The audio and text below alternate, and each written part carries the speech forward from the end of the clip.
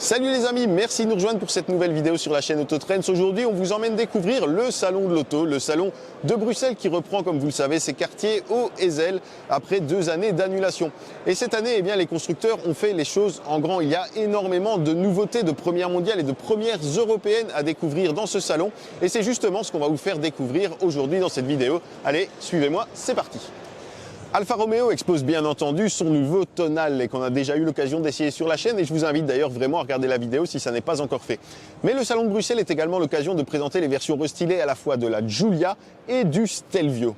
Alors pour les changements, eh bien c'est très simple, il faudra regarder les détails, les tailles du bouclier qui ont été très légèrement redessinées, la calandre également qui a fait l'objet de quelques attentions, de quelques petits coups de crayon. Et puis surtout, on a cette nouvelle signature lumineuse composée donc de 3 anneaux de LED qui rapprochent la voiture, en tout cas les 2 voitures même visuellement du Tonale et qui rappelle également la fameuse Alfa Romeo SZ des années 80. Les autres changements sont encore plus discrets. Stelvio a désormais droit à des feux légèrement fumés et puis la Giulia a droit à des feux arrière qui sont sous une vitre transparente désormais. Et puis à bord, les 2 modèles ont enfin droit à une instrumentation numérique parce que les compteurs à aiguille commençaient à être un petit peu datés, surtout face au Tonale qui est censé être un petit peu en dessous dans la gamme, qui lui avait déjà l'instrumentation numérique. Et bien c'est désormais chose faite. Chez Opel, l'ambiance est à l'électrification. La marque présente 4 nouveautés en première mondiale. Alors certains diront que ce ne sont pas de vraies premières mondiales dans le sens de tout nouveau modèle, mais ce sont bien 4 nouvelles déclinaisons qui sont toutes électrifiées. Et ça commence par cette Opel Astra qui est donc désormais également disponible en 100% électrique. Alors elle reprend la nouvelle motorisation électrique de Stellantis, à savoir un moteur de 156 chevaux alimenté par une batterie de 54 kWh qui promet jusqu'à 416 km d'autonomie. La recharge peut toujours se faire jusqu'à 100 kW en courant direct, ça permettra de recharger la batterie à 80% en environ une demi-heure. Et cette chaîne de traction est également la même que celle que l'on retrouve sur le nouveau Mokka électrique. Alors ce Mokka électrique, c'est simplement la version mise à jour du Mokka E que l'on connaissait jusqu'à présent. D'ailleurs, ne vous fiez pas à ce qui est affiché sur la plaque. Désormais, le Mokka s'appelle bien Mokka électrique et non plus Mokka E comme par le passé. Et puis au salon de Bruxelles, la marque fait également renaître sa signature GSE. Alors GSE, c'est bien sûr une marque que les fans d'Opel connaissent bien, puisque dans les années 80, c'était la signature des modèles sportifs. Ça signifiait alors Grand Sport Einspritzung. Et bien désormais GSE, ça signifie Grand Sport électrique, puisque ces modèles seront électrifiés. Ce ne sont pas des modèles 100% électriques, mais bien des hybrides rechargeables. En fait, ces modèles, que ce soit ici l'Astra Sport Tourer, et ça existe également sur l'Astra normale et également sur l'Opel Grandland, et bien ces modèles reprennent tous la même motorisation, à savoir le moteur hybride rechargeable de 225 chevaux qu'on a déjà pu essayer sur la DS4 ou encore la C5X plug-in hybrid. La motorisation est bien identique, mais il y a quand même quelques changements puisqu'Opel a notamment retravaillé le châssis, la présentation pour la rendre plus dynamique, notamment ce capot noir qui tranche avec la couleur de carrosserie qui sera l'une des signatures de la nouvelle marque GSE. Et puis on a également tout un univers intérieur qui est bien plus sportif avec l'emblème GSE dans les sièges, des sièges qui sont d'ailleurs des sièges baquets et puis un volant en cuir surpiqué d'un très bel effet. Chez Honda, la grande nouveauté, c'est bien entendu la Civic d'une part, qu'on a déjà essayé sur la chaîne, que vous avez déjà pu découvrir, que vous avez déjà été très nombreux à regarder d'ailleurs, mais également sa Type R. Alors ça, c'est vraiment la voiture, l'une des voitures en tout cas qu'on a le plus hâte d'essayer cette année, puisque contrairement à la Civic normale, celle-ci est dotée d'un moteur essence de 329 chevaux, 420 Nm et une boîte de vitesse manuelle à 6 rapports. Et très franchement, quand on voit le dynamisme de la version normale, eh bien, on ne peut qu'être impatient d'essayer celle-ci. Et j'espère sincèrement qu'on pourra le faire cette année pour vous faire partager les sensations. Autre nouveauté chez Honda, c'est bien sûr la Honda Jazz restylée. Alors la Jazz existe toujours en finition normale et en finition Crossstar avec un petit look surélevé de crossover.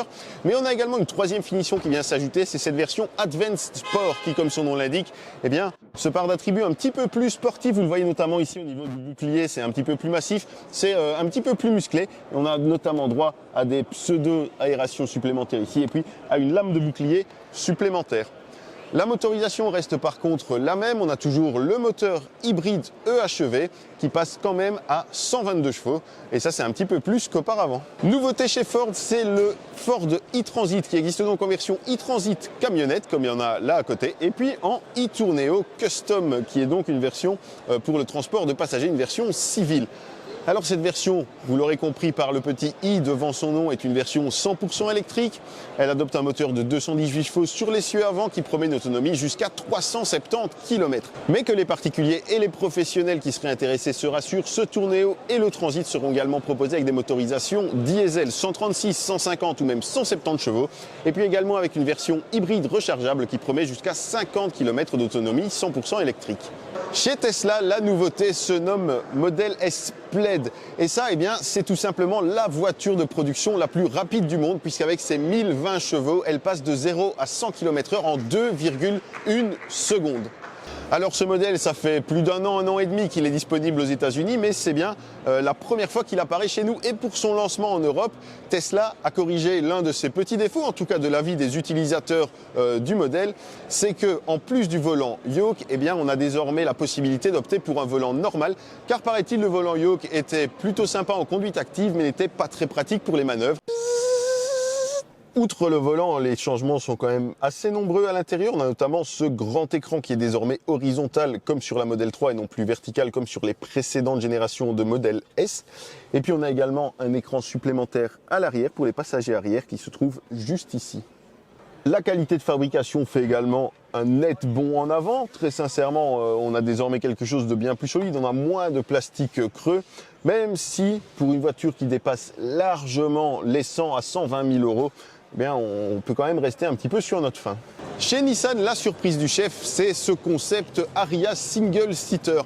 Et vous aurez donc compris que ce modèle est basé sur le SUV Nissan Ariya. Simplement, il reprend la technologie électrique, la motorisation électrique du Nissan Ariya, mais l'adapte sur un châssis de monoplace, un châssis qui est un petit peu à mi-chemin entre celui d'une Formule 1 et d'une Formule E.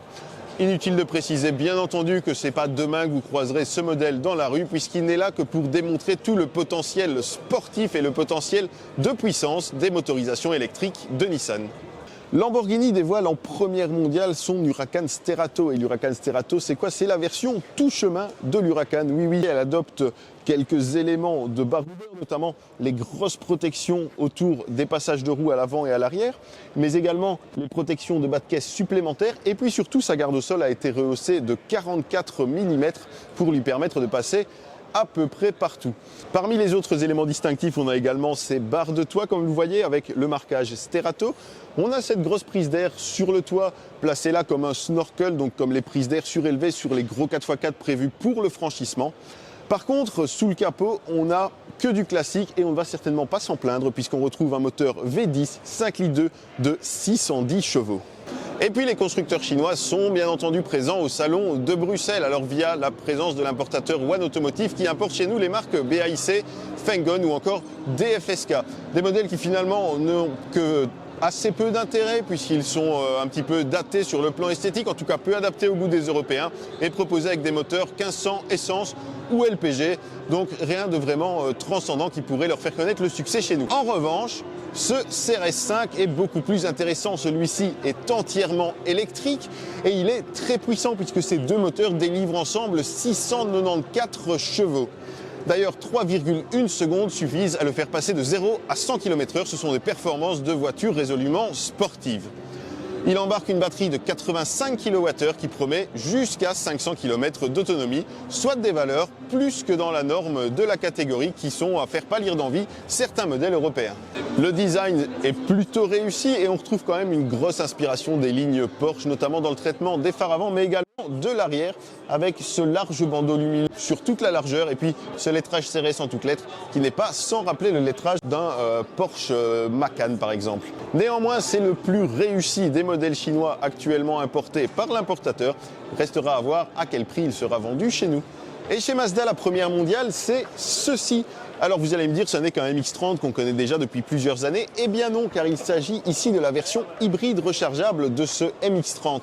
Et une hybride particulière, puisqu'on a d'une part un moteur électrique identique à celui du MX-30, et puis un moteur à essence qui fait office de prolongateur d'autonomie. C'est-à-dire que c'est un moteur qui n'est pas connecté directement aux roues, mais qui ne sert qu'à alimenter le moteur électrique lorsque la batterie est déchargée.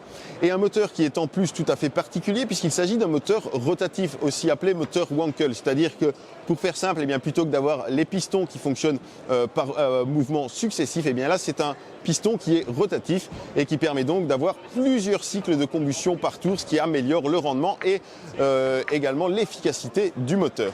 Alors cette version pourra donc parcourir 85 km en mode tout électrique sur la batterie selon le cycle WLTP et même jusqu'à 110 km en ville, avant bien entendu que le Range Extender ne prenne le relais et puisse donc vous permettre de continuer votre route aussi longtemps que vous le souhaiterez.